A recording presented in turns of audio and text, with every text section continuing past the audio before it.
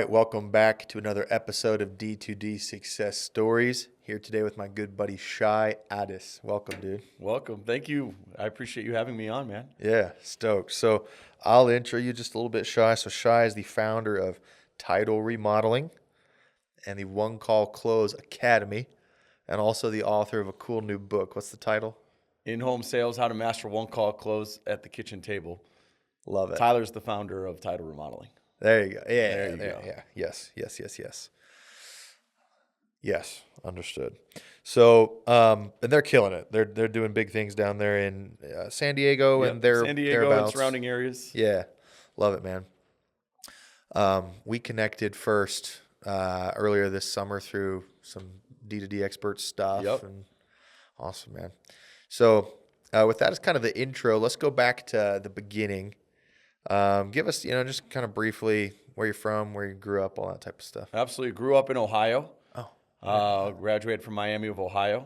Was at my parents' house for a day after that and said, I can't do Ohio. Had a fraternity brother out in LA in Santa Monica, and he's like, why don't you come out here? So 3 days later, I was in Santa Monica.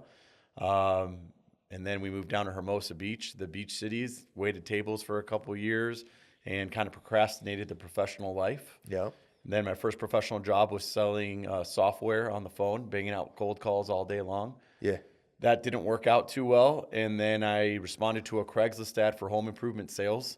And that was the beginning of this journey in the home improvement world. Nice. Yeah. Nice. So went there, trained for a couple months, quickly became like assistant manager, the manager, director of sales. Yeah. And then I sold it a couple companies. And Let's talk about that real quick. Yeah. So you start at that place. yeah, Good training. really good training. That's good. That's good. Lucky in a sense, Absolutely.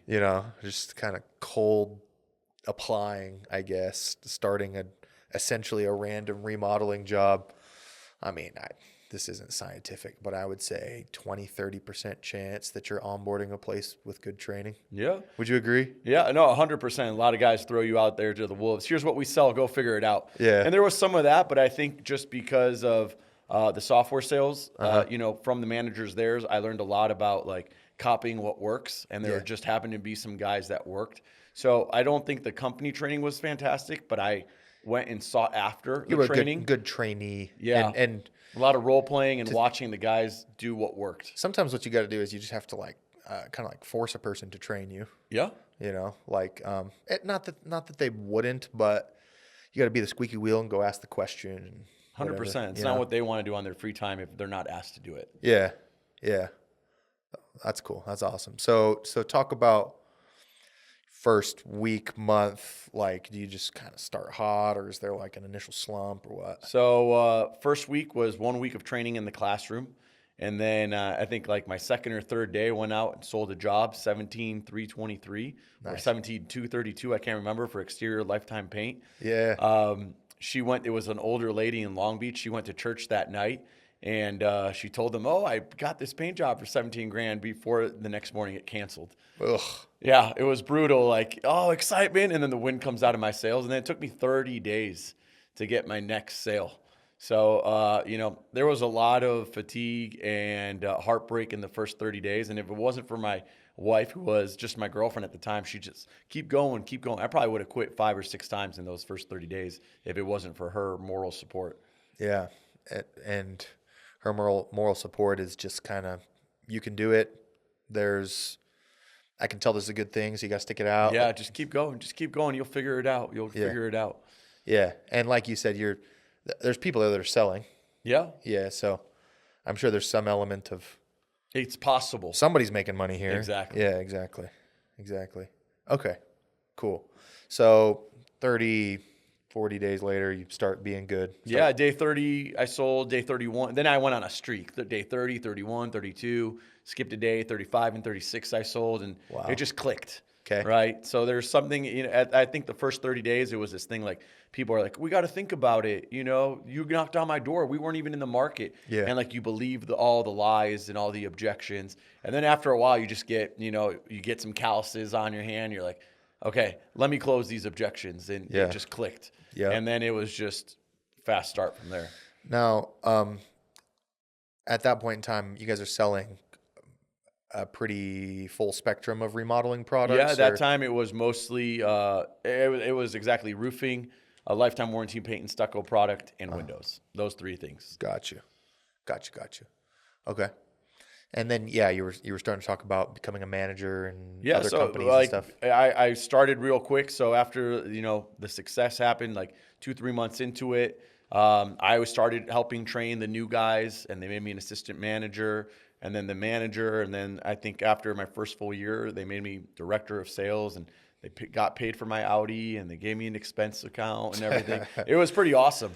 Yeah. The problem was the owner was pretty toxic, so I Yes. would always hire and train and hire and train. And then when it came time to pay, guys' commissions were skimped. And, Ugh. he was kind of, he was an alcoholic. So during the morning, he was really nice to everyone. At night, Yeah. when he was drinking, he was really mean to everyone. Yeah. So once people were trained and knew they could do it, they would just go to another company where they're going to be treated better. Is this like a single office company? This was a single office company. Yeah. So the owner is wearing a couple hats that maybe it'd be better if somebody else did that. 100%. Yeah. I just asked because like, especially in like construction companies, right?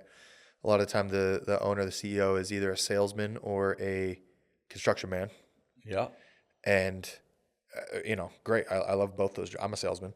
Um, that's maybe not the guy to keep the books, For sure. you know, you know, He had a bookkeeper, but Yeah. he was doing a lot, Yeah. and he was the one that you would do the phone calls with and everything. And it got toxic, Right. And after, the carrot being dangled in front of you, grow a team, you'll make more money, grow a team. I'm like, well, you're stopping this team from growing. Yeah. Then it was time for me to leave, and I went to a couple different companies. And then I met my old business partner, and we worked together for like 9 years. Dude, by the way, I actually really like that. Like when I hear people talk about leaving to do a new job, maybe as still as an employee somewhere, or even leaving to start their own. I think that I actually liked my job. I actually just want to keep doing this, but I can't do it right unless I get a little more control. Yeah, I actually think that's one of the best rationales. You get what I'm saying? for sure. Like I'm actually not dissatisfied. I actually love my life. I love this job. But the lack of control that I have in this current place is messing it up. Absolutely. That's one of the better rationales I think somebody can give. I appreciate that. Yeah. It's like noble, you Yeah. know. Yeah. So talk about like the successor companies you worked at. So, I mean, the company prior to Title that I'm consulting with Tyler, we had 2 offices. It finally was the first office that I went to, actually second office, that we were multiple locations. I know you have 15 locations, and I was responsible for running a San Diego branch, and my ex-business partner was running the LA branch, and they were he wanted to put a lot of systems in place, and we would actually put them in place in San Diego, and we were thriving, and he wouldn't put them into place in LA. Go So figure. the LA office, a lot of legal troubles came with homeowners, even with subcontractors. And he was just one of those guys that, if you're not going to do it his way, F you, you're the problem, right? And after 7 years together, it just exploded, Yeah. right? And Ran its course. it's ran its course. So, most recently, May 2023, Tyler, who had been working for me, started Title Remodeling and brought me in to consult, be like an in-home consultant. Yeah. And that has been the best experience ever. Yeah. Our life is happy. It's peaceful. Our reps are happy. It's just been like what you always wanted that you never had. So we opened the doors last May 2023. Last week of May of 23, in that first year, we did almost $6 million in sales. 24 was our first full year in business, and we did $18.6 million in sales. Fire. So let's go back to the transition just a little bit. It sounds like you and your previous partner just kind of like didn't have alignment. Yeah. Was there roles, or were you just kind of So we were we co-owners. both do all of it? So I did San Diego, he did LA. Ah, okay. The problem was he had a lot more money and was a little bit older, Yeah. and he wasn't in his office like I was. I was in the office every single day. Yeah. And even though on paper the ownership was split, he never viewed it his way. It was, I worked for him. So, even when my daughter, she's had lymphoma 3 times, even when I was in the hospital, he would call and be like, are you going to go to the office today? Are you going to go to the office today? Like, it was very much, I work for him. It's Yeah. his gig. He's the founder. And it was very, very toxic. What would have happened if you said, "Are you going to the office today?" I mean, he would not do well with that line of questioning. It's funny. It's funny because my partner and I, we interact as equals. It's funny, like when one person says to the other, "What are you doing today? Maybe you should go work some more or something." It's got this tone of like power imbalance or whatever. But I think it actually works for us because we can both say it to each other. Yeah. Like the presumption is we're equal partners, but we've also made this assumption that we should both be neck deep in work all the time. So if one of us busts the other saying like, "Bro, you're not working very hard. Why not?" It's not because he's the boss. It's because we committed that. Sure. And it'd come around the other way, Absolutely. So like, I used to always be of that belief too. And, yeah. Tyler's like a brother to me and everything. And he's the one who sheds the positive light on me. He's like, why did we start a company? Yeah. Part of it's to buy your time back, right? Yeah. And to have that financial freedom and everything. And he's the one, when I'm there, he kicks me out of the office. He's like, dude, you have a family and 3 kids. Like, go have with dinner. your family. Go have dinner. Yeah. And it's hard for me to do because it's like this whole mentality of we own businesses. Like, we should always be grinding. We should always be grinding. But it's like, why did you start a company? Yeah. Right. Yeah. And I mean, I talked to you, and last time we were together, you were taking the family to St. George. Yeah. Or, is that what it's called? St. George? Yeah. Or, Yeah. yeah. And it's like part of the fruits of the labor is the time off to enjoy with your family without someone breathing down your neck. Totally. Yeah. And then in y'all's new gig, sounds like there's a lot of alignment. Everybody knows what they're doing, and yeah, I mean, everyone has their role, Yeah. what they're doing. There's a lot of alignment. The culture is just amazing. Tyler spoke yesterday at the owners event for Sam, and it's just the company was built with culture in mind. A lot of times people start a company and then they try and figure out the culture. Yeah. The culture was in place before we even made the first hire.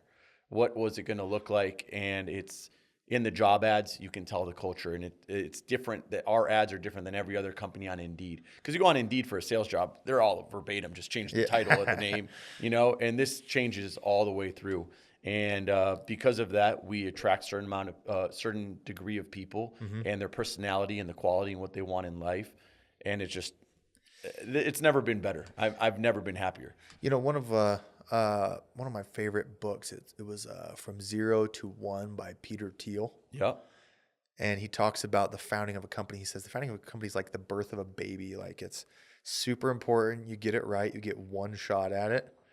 It's kind of what you were saying about culture. It's like, what environment are you going to bring the baby home to? Yeah. It, like, once it's done, it's done. You don't get a do-over. For sure. Yeah. And yeah, man, like we got the same. Like, there's certain little parameters and expectations that we haven't changed since the beginning. And they seem to be working out. Yeah. Well, it's funny too, because I suppose if you loosen something, people will probably accept that. But if you ever want to tighten a rule, you're going to lose all the current people. Even if the tightening is justified and it ought to be that way, they won't accept a tightening. So you lose everybody and you start over. 100%. Yeah. I mean, we always say, of course, I'm going to blank on it, but we always say high tolerance, low culture, right? Low tolerance, high culture. Yeah. Because the minute you let loose and then you're like, okay, things got too loose, let's tighten again. People are like, oh no, mom and dad are slapping us, we're out. Yeah, exactly. So I agree 100% with what you're saying. Yeah. I would rather keep the standard high all the time, and then they're just used to it. Because the problem, and this is what I run into all the time, we see it like office by office sometimes, because they each have a culture. Sure. Yeah, which is difficult sometimes. Is sometimes the standard will start to drop, and then there's this moment where we're like, okay, this office sucks now. Let's bring the standard back up all at once, and we start over, people-wise. And Not on purpose. Management-wise as well? occasionally. Yeah, because Yeah. it's the manager that let that culture fall. Yeah. You know, I'll try to give them a few do-overs sometimes, but yeah, it's funny. All you're doing is you're bringing it back to where it should have been, but you have to basically whitewash the personnel to do it right. Whereas if you had kept it strict the whole time, those same personnel, Would still be there yes, and thriving. yeah. So it's ironic. It's ironic, right? Yes, dude. So title, you said 18 something million last year? 18.6. Huge. And doing kind of the same products as we talked about before. Yeah, roofing, windows, paint, stucco, patios, pavers, turf. Nice. So Wide. we do wide. I would say most homeowners buy at least 2 products from us. Okay. So we send our reps out when we're ripping the roof off to go add another product to the job, right? We also do insulation and gutters. When we're Yeah. painting the house, you know, what are you going to do with this patio? Let's replace the patio. The patio leads to the pavers and the turf, right? So we're maximizing each customer instead of a one and done scenario. Dude, yeah. Can you maybe talk about just how you develop that process? Because I think that's something that's probably lost on a lot of door to door is how to get those second and third sales. Because there's a lot of well, oh no, we don't want to do this that starts coming into mind. Like, you know, I can think of a few right now. Like, oh no, we don't want to make the pitch complicated. Oh no, we don't want to make it expensive and then make it feel like an all or nothing proposition to them when they would have bought one thing. For sure.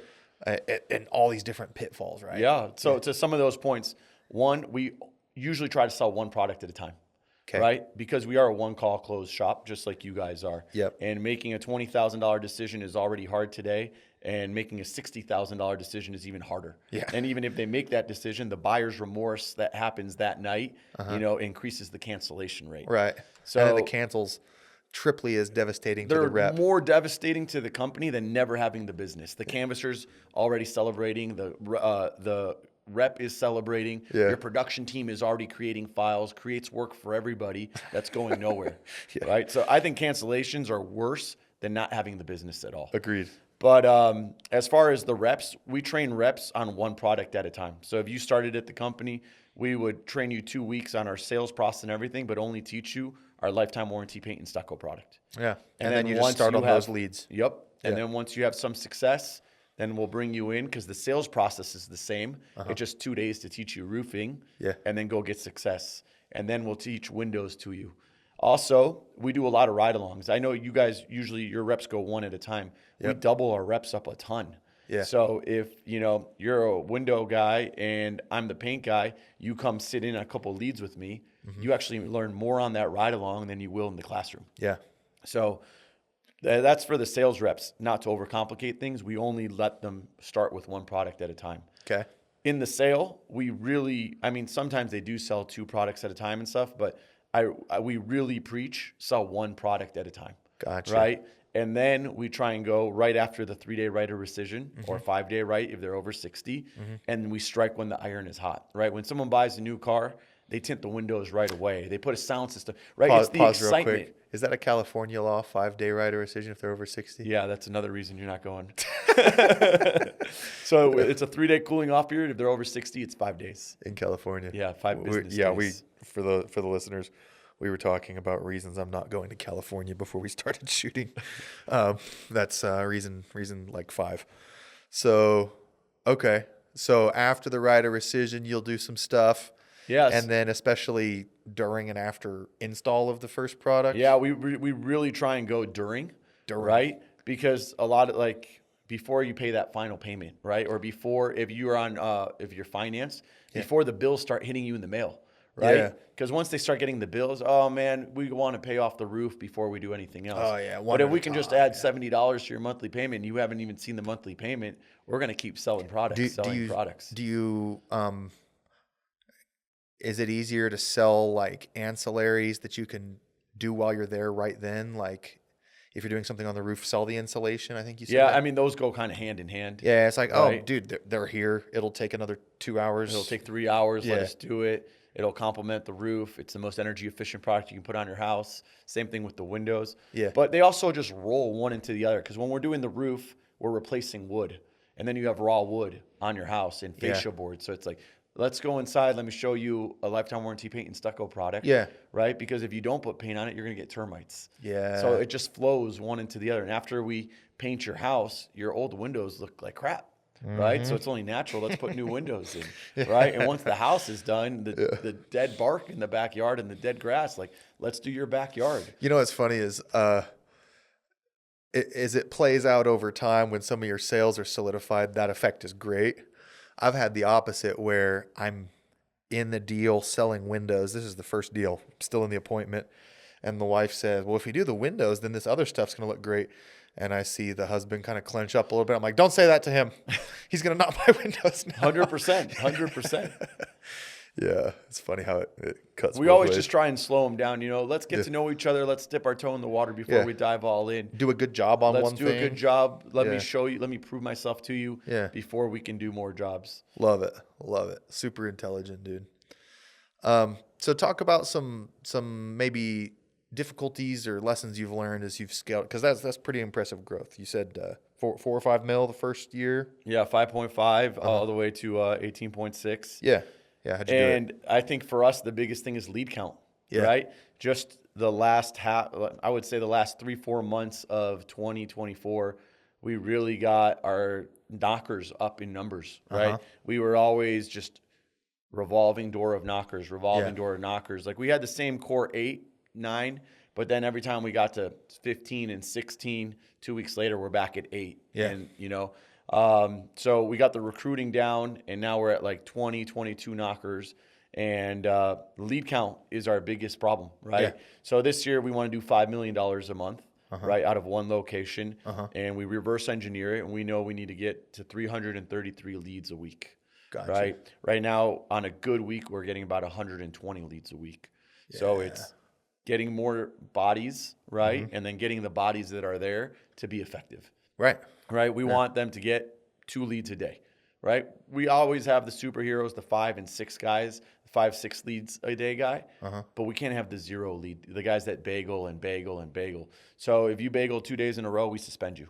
Yeah. Right? Because I know you pay commission only, but we're W-2 in California, rule number 7, right? So we pay hourly plus commissions. Yeah. And the guys that just want to collect the hourly pay, they're just not a good fit. It's funny, dude, because those listening who do pay commission only like me, we'll run these interviews where somebody will be like, well, I just really want a base, man. And I'm like, here's a perk to commission only. If you do bad, I can let you be bad. Still not indefinitely, but for at least a little while. You're going to survive way longer than being on payroll. Yeah, bro, Absolutely. if I have to pay you to go do nothing, yeah, your survival rate is very short. 100%. Yeah. 100%. So I just don't know how kudos to you on recruiting, because it's much harder to recruit guys that door knock on commission only than base salary. Yeah. There's got to be an art to it. There is an art, but it's all downstream of what your job is. You know what I mean? So what your pitch is. So like, if you were in that, you'd figure it out. For sure. Yeah. So boosting the head count, boosting the productivity of the current head count as well. Yeah. How do you do that? So, one is setting standards, right? Removing limiting beliefs, more training. We just this year are going to be putting a guy we had a bunch of drivers as captains. Yeah. I don't like using the word manager, because manager goes to people's head and then they feel they can just become dictators. Yes. Right. But now we do have one general manager of all the knockers. And we have car groups. And the goal for him is he's going to go in his individual car and meet with everyone and give that one-on-one attention to whoever's struggling. Yeah. So our goal is we want our guys to make a lot of money. We want the knockers to, make $5,000, $6,000 a week. Yeah. Well, and by there being manager positions at all, captain positions at all, and the general manager position, that upward mobility gives the lower guys a vision. So then there's more longevity. 100%. You know what I mean? As opposed to this just being a You're going to be transactional, a knocker for the rest of your life, right? They got a room to grow. except then they won't even, they'll be there for 3 months and, Yeah. you know. So yeah, something to aspire to, right? 100%. Yeah, dude. Love it. And so, I mean, that's like what y'all are getting better at, but clearly something that's been fire just for a long time is what y'all do in the home. Yeah. You know, I obviously you think the wrote a sales book on that. training is pretty awesome. Yeah. Right. I've been doing it. This April will be 16 years of me in this industry. Yeah. So I think we're amazing at training. Yeah. We can take, my personal motto is empowering ordinary people to be extraordinary. Uh-huh. And that's what we do. We take guys that came from jobs making $40,000 a year and teach them how to make 150 grand their first year. Second year, we have guys that make $200,000 and $300,000. And one comes from the culture, but the continuous learning. 2-week training program. We do a Monday meeting every single Monday. Everyone that works for us has to be there. Mm-hmm. And now, if you don't do 100K the previous month, you have to be at a supplemental meeting on Wednesdays and Friday mornings. Yeah. So then the other thing we implemented recently or earlier this year was if you don't, after your third month with us, if you don't sell 50K in a month, I don't fire you, the system fires you. Uh-huh. Right? So no 50K, no job. Yeah. Just out there in the open preemptively. 100%. No pip necessary. It raises the standards, right? Yeah. Back when we first started, guys thought it was good to do 100K a month. Like, I'm a top dog. And now we have guys doing 200K a month. And we've had several months where guys hit 300K. Mm-hmm. So now 200K, you're just an ordinary rep, right? Yeah. So removing the specialness of like the 200K and just raising the bar is what's continuing to let us create bigger and bigger sales months. Yeah. And I'm sure it's the same in your company too. Agreed. Yeah. And obviously the answer is go read the book, which everybody should. I have read some of the book, Shai. You I gave me appreciate a that. copy last time. It's excellent. So with the disclaimer that that's the real answer. Yeah. You want to give us some expertise? What's a couple things about closing at the kitchen table that people don't know and they should? I mean, to me, I preach on the inspection, right? You got to create need and urgency, especially if you're in a one-call close. Yeah. And that's where people, we do an entry, just getting inside the house, a warm-up, building rapport and everything, and then it's all about the inspection. Okay. And teaching people the consequences of what's going to happen if you don't replace the window and it leaks on the drywall, and then you get toxic mold, and then you have respiratory issues, and creating like the price conditioning and telling third-party stories of other people that have gone through the problems that they're facing. Dude, let me just jump into, you said several good there, but the inspection, I think I actually just realized I'm going to change the word in our process. We just say measure. Yeah. And No. that's what people do. They just measure it for price. But Here what on about out- create need and urgency? Yeah, here on out, that is an inspection. Because, yeah, I mean, I tell my guys some of that, but probably not to the extent you are. We're probably leaving meat on the bone. But I'm like, hey, guys, when you go around, it's, oh, did you notice that there's seal failure here? Well, turns out this. Our window is going to be no problem. Oh, over here, I noticed that you have a stationary window. You probably want this window open so that you can let out the steam. Sure. Whatever. And flip side, shoot, let's not have this one open because this is you guys' living room. This is a beautiful view you have. I don't want there to be lines in the middle. Whatever it may be, if you're literally just measuring. Yeah. And part of the inspection, the biggest part is a third-party story, right? Telling people the consequences. People don't do things unless there's a consequence to it. Yeah. Meaning this loose-fitting window right here, right? You're letting a lot of air infiltration. Do you guys run heat? You live in Utah. Obviously, you guys run a lot of heat, right? Yeah. This reminds me a lot of Mary Johnson's house down the street. We did her house a couple months ago. And her husband, regardless of the new windows, you know what he's most ecstatic about? He's saving money on his utility bill, right? They're saving what you are spending right now on your heat is what you could be putting in your windows. So regardless if you buy the windows or not, you're paying for the windows through your utility bills, right? Yeah. Right? And then price conditioning too. Oh, we did a house similar to yours. It was about $17,000, right? But they're ecstatic and they've saved that over the last couple months. Because if you don't price condition people, they get sticker shock at the end. Right. And one of the biggest things in the inspection is telling third-party stories with pricing, so people know what to expect at the end. And the price conditioning is always going to be several $1,000s more than the price I'm going to give you. Totally. So Yeah. I think that's one of the biggest things that people fail to do is a good inspection. I mean, we train for our guys to do 20 to 40 minutes of inspection before doing a company story and a product demo. Interesting. One of I think that particular, so we have our guys do some type of, even if it's just a little 10 word note, but some type of report on why their appointment didn't close. You do something like that, yes. And I think no-go dash sticker shock is one of the most common ones. And I probably have culpability here because I look at that as legitimate more frequently than I ought to. You definitely shouldn't. And the truth, I mean, because here's the thing, right? Like, we're closers. Nobody closes 100%. Okay? So I try to set it up in this paradigm where, because while I do want the low performer to have a higher expectation of themselves, I also don't want the person who is just going to have a freak out if they're anything short of 100%. Sure. So sometimes you hedge a little. You say, hey, man, our job is to close the ones that are supposed to be closed. I don't expect you to do anything impossible either. Absolutely. Some just don't go. And I think that I let the sticker shocks be in that category too frequently. I like that you caught on to that. You know? I mean, because it really comes from a lack of price conditioning. Okay. Right? If you've never bought a Porsche before and you go to the Porsche dealership, you're like, holy, 150 grand, that's a lot.